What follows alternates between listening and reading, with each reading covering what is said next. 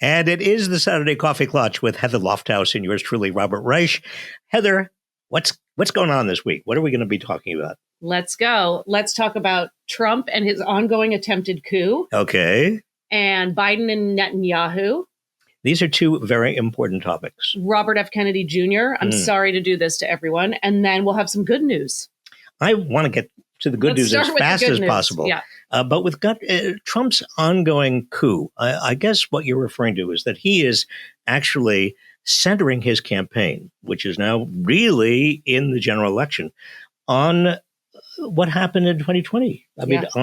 He is telling all of his audiences, he's telling everybody in ads on and on, it's about him being, the election being stolen from him. It's constant. It is a barrage. And people believe it and they're into it. It's firing them up. It's firing them up. But also it is, he's doing a second big lie, which is that the entire prosecution against him and the judges are against him. And it's all a matter of the Biden administration.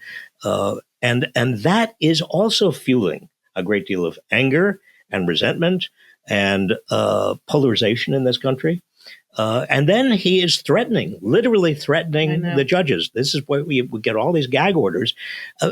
Put these together, Heather. This is a continuation of the attempted coup that was started right after the 2020 election. There's been no stop. This is really, if it were me, I would say, let's amend the prosecution, the indictment against Trump, that is the attempted coup indictment, and include everything else. Yep. Of the pie chart that represents how much of him, the parts of him that want to be president, again, how much is just his megalomania, curious, how much is he needs to be able to pardon himself, that he's actually worried about these cases, and how much is that he wants to be, rich, rich and have more power. And I would say 100%. I honestly think that unlike the 2016 election, even unlike the 2020 election, a big piece of this is Trump wanting to avoid prosecution. Right. He thinks, obviously, that if he's elected president, he can get rid of most of these cases. And also, he is worried about losing his fortune. Right. And he figures if he's president, he can make it back in many of the ways he did when he was president. Now, the one we have to keep talking about him, but this is really this is an entire, feels like a criminal affair. I mean, it's a whole lot of people who are enabling him. He is the one, but there are also a lot of people behind the scenes and in front of the scenes. This is the most difficult and distressing aspect of this entire politics we are entering, because the Republican Party has now that we're in the general election, become clearly the party of Trump. There's purge in the Republican Party of anybody who is not a Trumper. And that means that you've got to buy into the big lie. So how, if you are trying to cover this election, if you are a major media, for example, how do you not have a big liar or a proponent of the big lie on your program? How do you have any kind of discussion with the Republican Party? I mean, it used to be, I'm old enough, Heather, to remember that when the Republican Party was actually a legitimate political party. And then over the last few years, it's become a party that is no longer a governing party. Right. But now it's become a party that is a neo-fascist party. And that, obviously, it worries all of us. Of course it does. One thing I'm excited about, if that's the phrasing, and it's not, is this Alvin Bragg case, right? Which is about voter deception. Now, the media loves to call it the hush money case. It's not a hush money case. I mean, it is a hush money case, but it's also about voter deception and interference in the election. Yes. And if it were just hush money, it would be a private matter. It sounds like, you don't want to be embarrassed. Right. You're paying off somebody. But no, this is a much bigger issue. This is about the 2016 election, and Trump might not have won. And it's another lie. It was deception. It was not just paying off so no one says anything. It was so voters didn't know. So then you won an election. So you were kept in power. That's very different. Exactly. And the question is how this is framed as this hush money voter deception case comes into focus. If it's framed by the media as just hush money, it's not going to be nearly as powerful as if it's framed as it should be. That's it.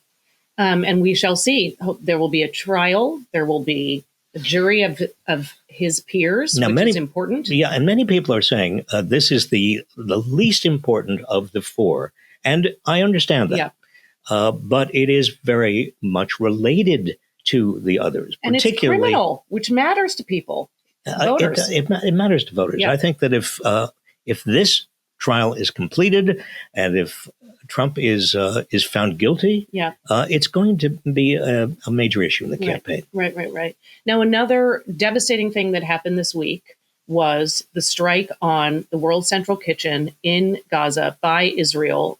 Can we talk about that? I know it's particularly distressing. I want to make our opportunities to come together and have a discussion about what happened during the week ought to be fun and they ought to be uplifting.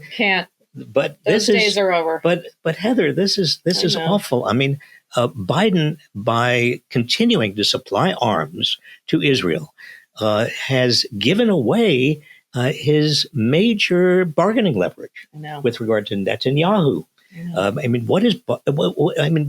Biden keeps on saying, I'm upset and I'm setting red lines. I'm doing this and that. But Netanyahu basically is thumbing his nose at Biden. I know, and feels like he still has our credit card to use. Exactly. Yeah. And this is not only bad for Biden, it's bad for America. It makes us complicit in the killing of 30,000 people, Palestinians in Gaza. It is, and many of them children. We've come to a point in this war, the Hamas war, where I think the United States really has got to say, now this may not be a popular position, but I think we've got to say no more armaments. I know. No more armaments, period, unless this war is stopped. Right. 7 aid workers. I mean, there are these supposed rules of war, and the aid workers getting the food out. Well, there are no rules. I mean, what has happened? Israel's bombing of Gaza in a space that is very difficult for people to ever get out of. For one thing, I mean that violates arguably the Geneva Conventions right there. Right. Now, so then you see, not enough, by the way, but the media is covering these protests that are happening in Israel. So many people are out. They are mad at Netanyahu.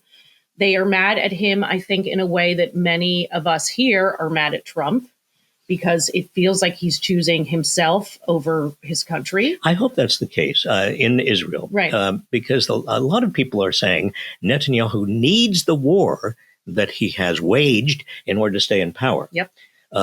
But I think that there may be a tipping point in Israel, too. I think a lot of the Israeli citizens from the news that we get are as upset as many Americans are. And many American Jews are also very upset about this. I mean, it's no longer a matter of, well, if you don't like Israel, you're anti-Semitic. I think a lot of people are saying, no, this goes way beyond Zionism or anti-Semitism. This is a matter of humanity, of just decency. And what Israel is doing is fundamentally wrong. Right. And Israel isn't watching these protests. It's not just one, homogenous thing where you're pro-Israel, you're anti-Israel. I mean, things are happening on the ground there and here in D.C. around this that is very nuanced, and more will be revealed. Yes. Now, the trouble is to do anything that's nuanced in an election year, when you have 7 months before an election. Really, if Biden does not stand up to Netanyahu in a highly visible, powerful, significant way, he's going to be losing a lot of voters. Oh, I know. And it could be that we get Trump. That would be the irony of ironies. I don't even want to think about it. Okay, let's have one in a semi-good piece of news. Let's have a moment of silence for No Labels. No labels. It's no longer with us. It's no longer with us. I think that the third parties are dangerous for Biden and for the Democrats because the Republicans who want Trump are solidly there. Yeah. I mean, these are true believers. They are part of a cult.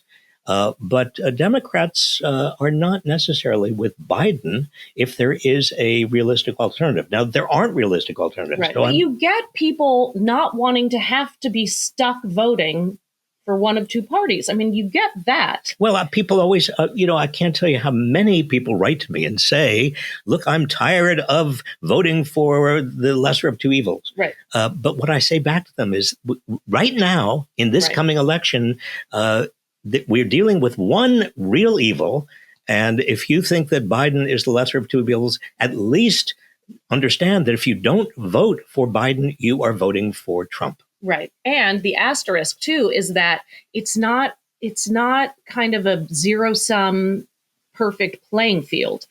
There are MAGA Republicans who are funding this effort to try and get third parties. It's not just, oh, no, there's real third parties out there that you should vote for. Absolutely. It's very, very strategic. Yep. In terms of what these third parties represent. And the the Trumpers are in many ways behind these third parties. Yep. I mean, look who is actually supporting RFK Jr. I mean, these are some of the major Trump donors are behind him. But I'm hoping that more, I mean, he really is out there in so many ways, science and otherwise. And I hope more will be exposed. I'm going to just pepper in some hopes from this. I'm glad you're peppering in some hopes, and I'm salting some hopes too.